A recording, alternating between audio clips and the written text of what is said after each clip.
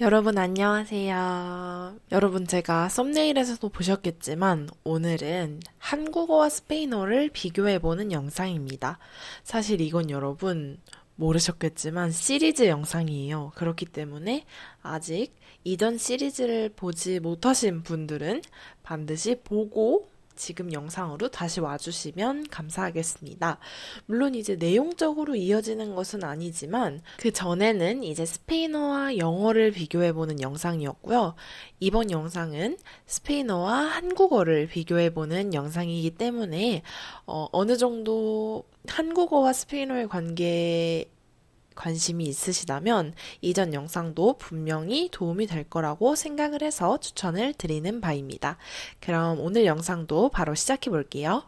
일단 여러분, 굉장히 의아하셨을 거예요, 오늘 주제에 대해서.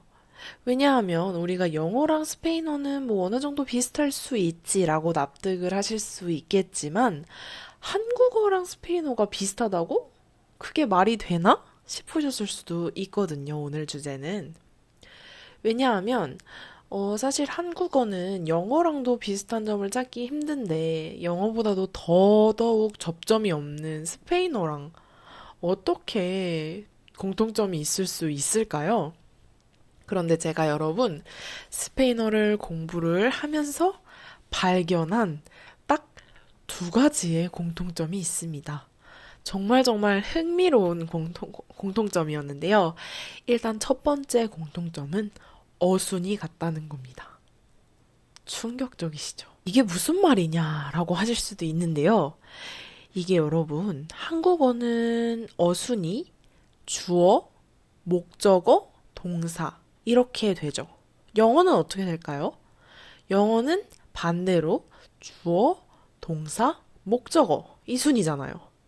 그런데 여러분 스페인어는 주어, 목적어, 동사 이 순서대로 됩니다. 되게 신기하죠?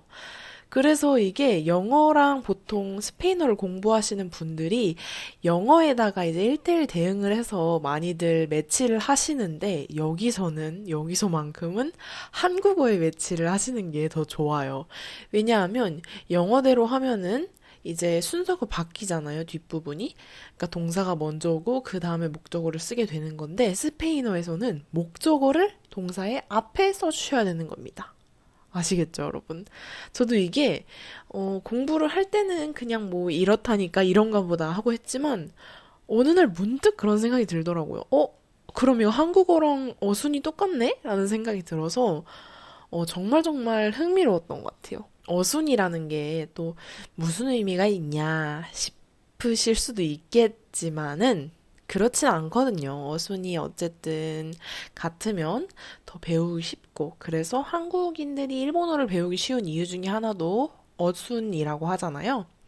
그만큼 어순은 이제 무시할 수 없는 그런 의미가 있기 때문에 이 스페인어와 어순이 같다는 사실도 굉장히 흥미롭게 받아들이실 수 있을 것 같습니다. 두 번째 공통점은 여러분, 직접적으로 단어가 비슷한 경우입니다.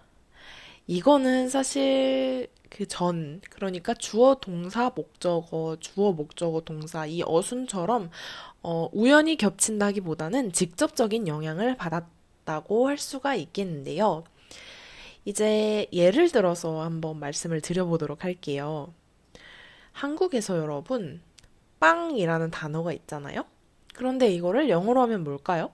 bread죠. 완전히 다르잖아요? 물론 비읍으로 시작한다는 것 같지만 그 이외에는 정말 누가 봐도 다른 단어라고 할 수 있는데요. 스페인어로는 빵이 빤입니다. 빤, 빵. 차이 아시겠죠? 그런데 발음이 너무 비슷하잖아요, 여러분. 그리고 두 번째는 타바코입니다. 타바코는 이제 담배죠. 근데 스페인어로는 이제 코, 타 이런 발음이 없기 때문에 따바꼬라고 할 수 있겠지만 어쨌든 스페인어에서 유래된 단어라고 할 수 있겠습니다. 그리고 세 번째는 고마예요. 고마. 고마가 뭘까요? 고무예요, 한국어로. 고무. 연상하기는 힘들지만 그래도 고무라는 것과 되게 단어가 비슷하기는 하잖아요, 모양새가. 되게 스페인어와 한국어에 비슷한 단어가 있다는 점이 정말 정말 신기한 현상이라고 할 수 있죠. 사실 버스라던가 뭐 외래어 있잖아요, 여러분. 우리나라 말이 대체되는 그런 외래어 같은 경우에는 우리가 이게 외래어라는 걸 인식을 하고 있잖아요, 사실. 버스가 뭐 외래어, 영어라는 거 다들 알고 사용을 하시는 거지만 사실 빵이라던가 고무라던가 이런 단어들은 여러분 우리가 외래어라고 인식을 하는 단어가 아니죠. 특히나 빵을 누가 외래어라고 생각을 하겠어요. 그런데 다 외국에서 유래가 된 단어였다는 점이었습니다. 사실 요거를 조금 따라가 보자면 이게 이게 일본이랑 포르투갈에서 교류가 되게 활발했거든요, 옛날에. 근데 이렇게 활발한 교류가 되다 보면 언어도 자연스럽게 넘어오는 게 생기게 됩니다. 그래서 특히나 이제 요런 단어들을 살펴보면 보통은 그 당시에 교역이 활발하던 그런 물건과 연관이 높은 것들이 많아요. 그래서 빵 같은 경우도 사실 한국에서는 원래 빵이 주식이 아니잖아요.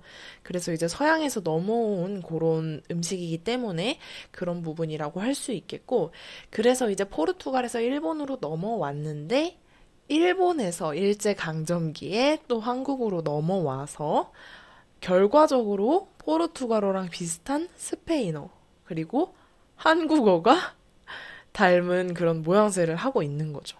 여러분. 되게 신기하죠? 이게 뭔가 직접적인 영향이 있다고 할 수는 없지만, 그래도 결과적으로 되게 비슷해지는 되게 묘한 그런 현상이라고 할 수 있겠습니다. 어쨌든 여러분, 이 밖에도 사실 우리가 일상 속에서 사용하는 스페인어는 여러 가지가 있는데요. 예를 들어서 우리가 지구과학 시간에 배우는 엘니뇨, 라니냐 이런 거 다 스페인어고요. 그리고 뭐 베사메 무초 이런 단어 다 스페인어죠. 그리고 여러분 은근 차 이름 중에서도 있어요. 뭐 아반떼라던가 산타페라던가 이런 차 이름도 다 스페인어에서 유래된 거라고 할 수 있겠습니다. 또 생각해보면 뭐 피에스타 이런 말 들어보셨죠? 그리고 살사는 이제 스페인어로 소스라는 뜻이에요. 그리고 마지막으로 제가 좋아하는 드라마 호텔 델 루나도 사실 스페인어에서 온 단어인데요. 이거는 약간의 문법적 오류가 있긴 해요. 왜냐하면 루나는 여성형 명사인데 그러려면 떼라 루나라고 돼야 되거든요. 그런데 떼는 떼와 남성형 관사 엘의 합성어이기 때문에 넬과 루나는 사실 맞지 않긴 하는데 어쨌든 뭐 스페인어에서 이것도 온 거니까요. 네, 이렇게 오늘은 한국어와 스페인어 사이의 그런 묘한 상관관계들에 대해서 한번 알아봤는데요.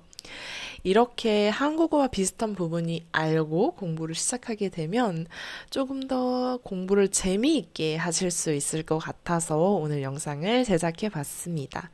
그럼 여러분 오늘 영상도 도움이 되셨기를 바라겠고요. 다음 영상에서 봐요. 안녕!